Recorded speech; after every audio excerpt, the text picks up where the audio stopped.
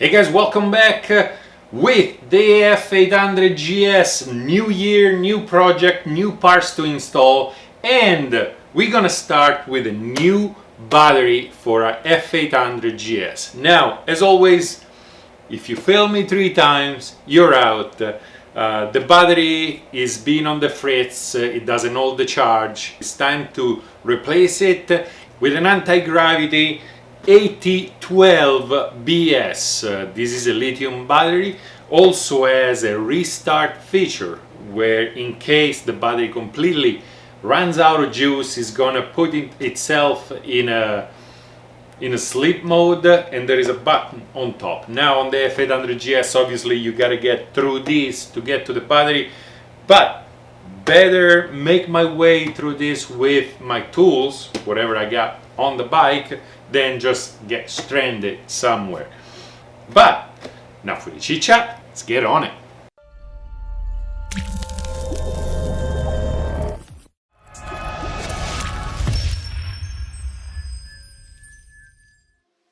So this battery replaces the YT12 and YT14, two different sizes of lead acid battery. Being a lithium battery, this is way lighter than an OEM lead acid battery, and on top of that you have 4 terminals and can be installed every which way you want. There is no acid or any fluid in here. On the bad side, this might not be the exact size of the OEM battery, so you might gonna have to put some foam in the hole so that this one sits in there nice and secure. We're all familiar with the F800GS, and we know that the battery is here where the fuel tank is supposed to be. To get to the battery, we need to remove 6 Torx screws in BMW fashion, 2, and 1 on each side over here. Now, also you have to remove the seat, which I'm hoping you all know how to do. But let's begin. Let's start by removing those.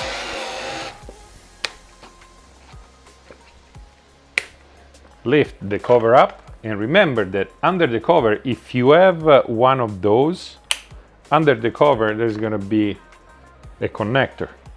Just like any connector, squeeze and pull it out.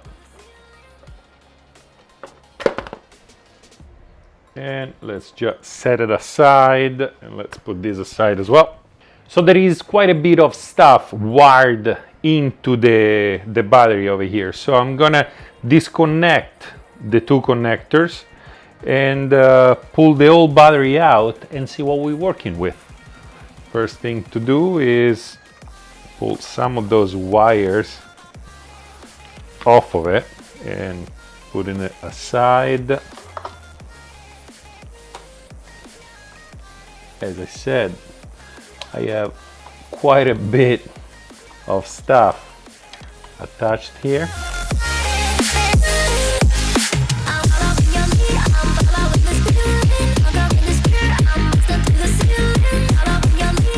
I believe that is a T30. 1, 2, 3, go!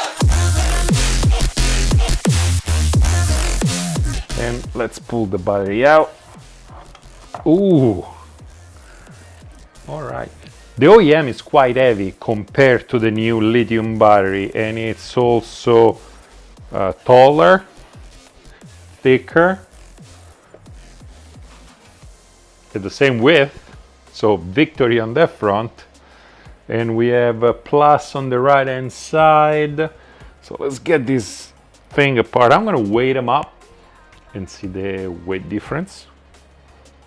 Let's see with the anti-gravity battery. The anti-gravity is about 1 kilo, while the OEM is 5,003 grams. All right, here we are running into problems right off the bat because the difference in size between the 2 batteries. Now, when it comes to the piece of plastic that holds down the battery, we have one problem. This piece over here. on the older lead acid battery, this piece goes in this notch, it goes in like that.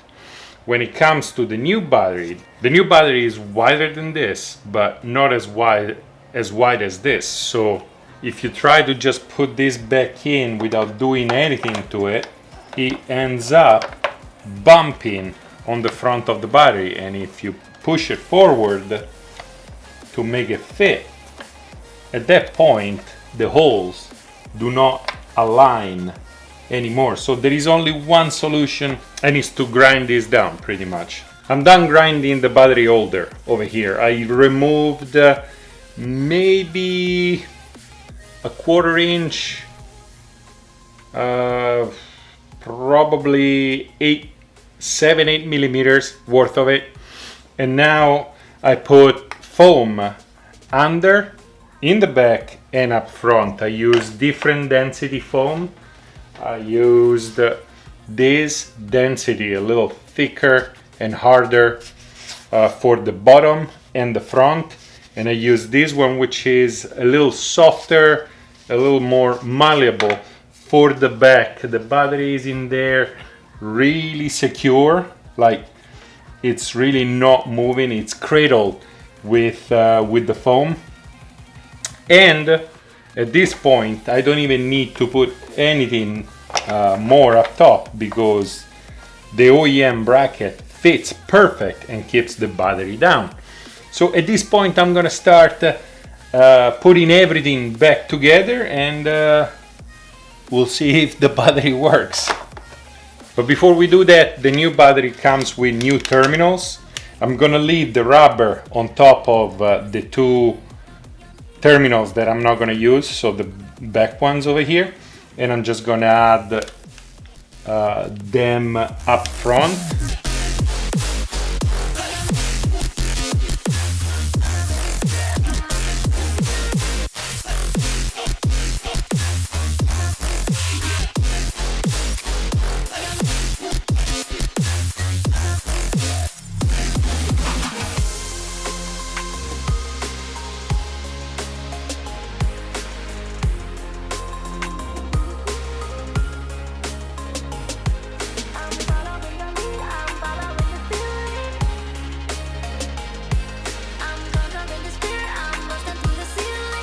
Alright, at this point everything is being plugged back in, the battery is solid in there, all the wires have been tucked.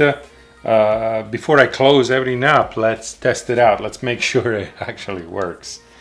The battery should come from the factory already charged, so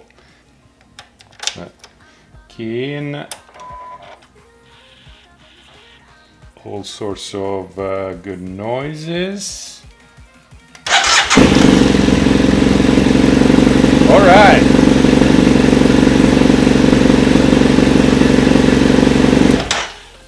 All right, it works. So let me close everything up.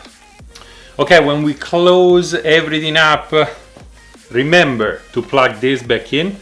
I forgot to plug it in many times before. So grab the plug over here, make sure it's the right side, and plug it in. And after that, this thing can come back in and cover everything up. All right. And now it's just a matter of putting those bolts back where they belong. So I'm pretty sure you guys know how to do this. I'll catch you up when I'm done. We are done for today. The battery is back in, is working great. And unlike the old battery, you know, when you turn on the F800GS, the dash goes through a sweep of the instrument. Well, with the old battery, you would do the first sweep when you turn on, and then when you start the bike, it will lose electricity during the start and do another sweep. Now that is not happening anymore. I measured the weight of the batteries. I thought I reached the max for my little scale. Instead, it turns out that the old battery is 5,003 grams. while the new battery it's about 1,000 grams. We're losing weight, we're gaining power, and we have the restart option built into the battery. On top of that, the weight of the battery is up high, so it counts quite a bit. Losing weight up high, especially after the holidays, it's quite a gain. As always, if you guys like the video, like. If you love the video, subscribe. For everything I used in this video, check the description down below for links. Other than that, ride on, and I'll see you next time.